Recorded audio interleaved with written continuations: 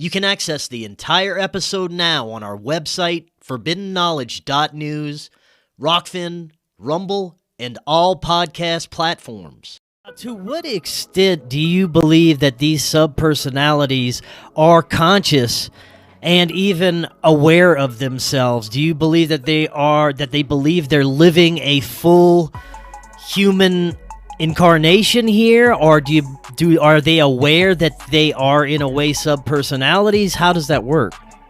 Most of them are not aware. They're not aware of themselves as individuals. They're not aware of present reality. It's as if they are living in an eternal present. If a child, for example,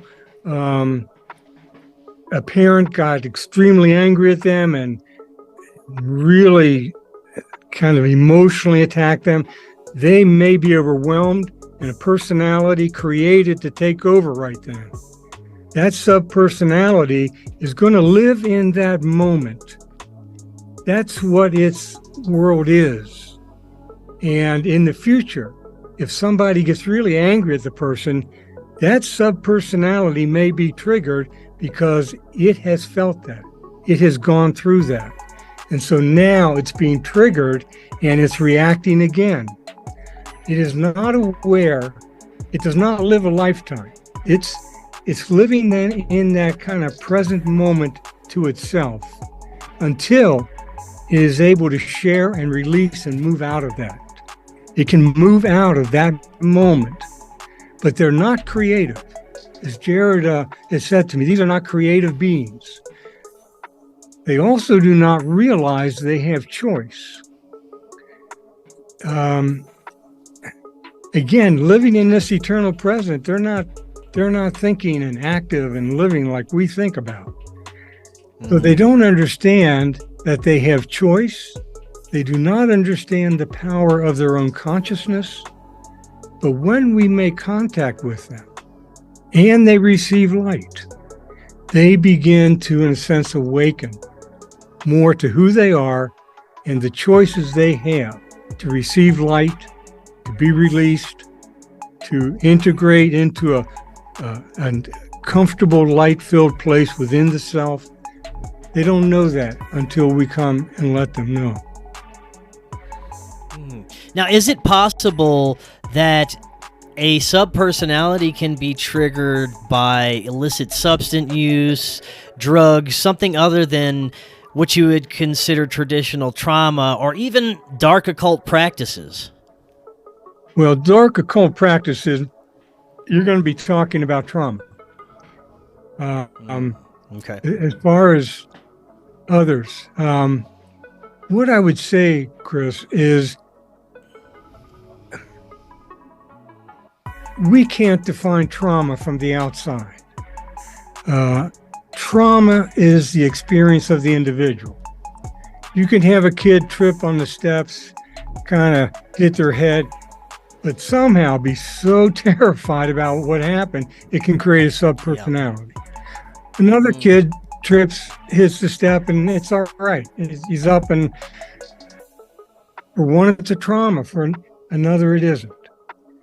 So when we talk about somebody taking drugs, for example, talking an older person, 18, 20 years old, if they take a psychedelic, for example, a mind-altering drug, it can create an experience that is so confusing, so frightening, upsetting to the person that it is traumatic. And there may be a dissociation and another part will take over at that moment, again, doing what it can to resolve the problem.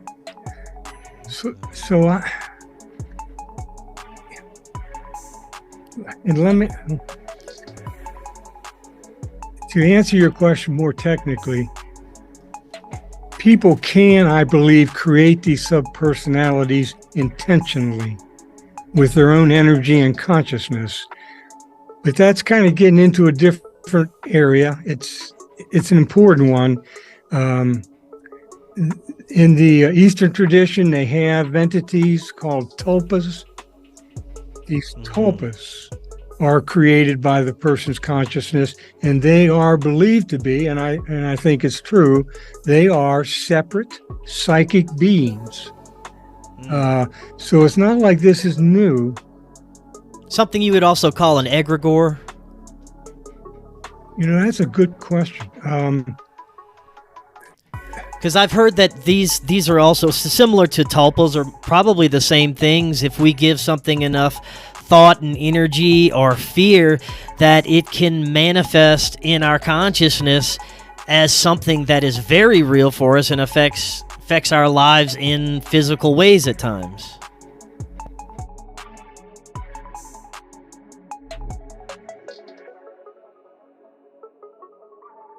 Oh, hold on, Doctor. I can't hear you. I don't know what happened there. I'm registering here that the mic's on.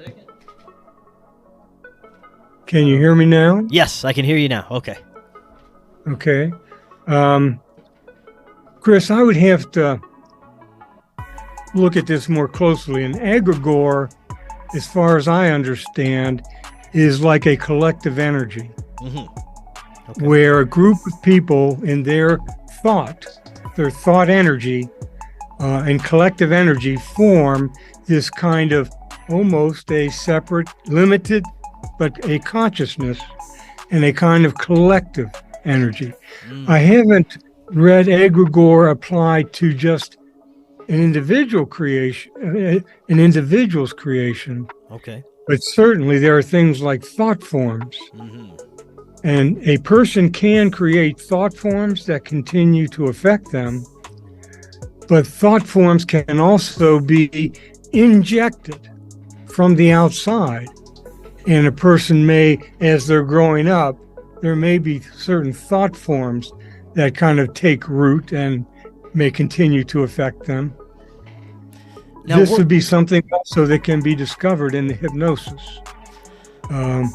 If we ask about a particular issue and it involves a thought form, higher self can usually identify that it is a thought form that's active here.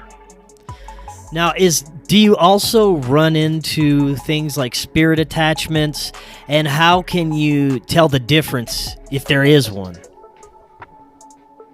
I run into spirit attachment all the time.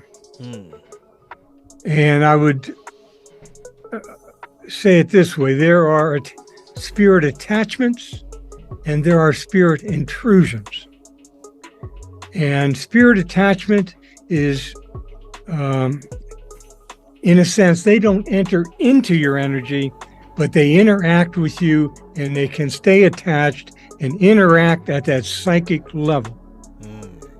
There are other entities who actually enter into your soul level energy, and in that sense, they are operating from within your energy. When you're working with someone, and there is a spirit, or spirits, plural, involved, higher self is the one.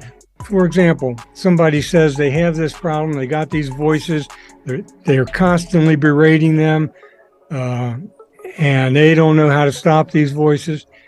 I would ask higher self, please look inside and find the source of these voices for Joe Smith. And first finger, higher self, let me know when you have found that cause. Higher self lets me know it has found that. I will bring that one forward and communicate with them. And I will ask them, do you know that you are part of this self and soul that I'm working with? And they may say no. I'll ask higher self whether this one I'm talking to is separate from the self soul, from the client. So there is a process of identifying who we're working with. Is this a part of my client? And it's one of these subpersonalities that affects them? Or has there been outside interference going on here